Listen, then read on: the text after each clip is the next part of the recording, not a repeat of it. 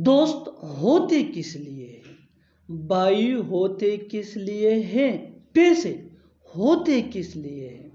Doctor होते किस लिए हैं?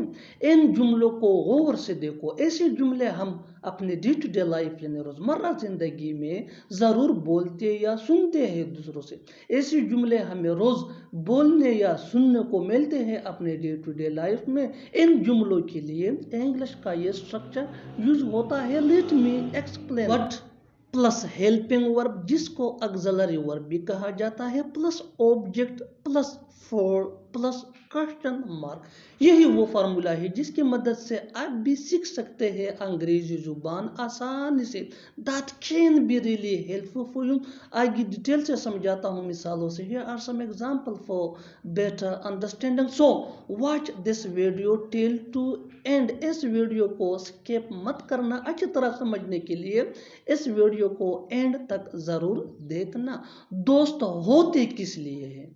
दोस्त होते किस लिए हैं? What are friends for? What are friends for?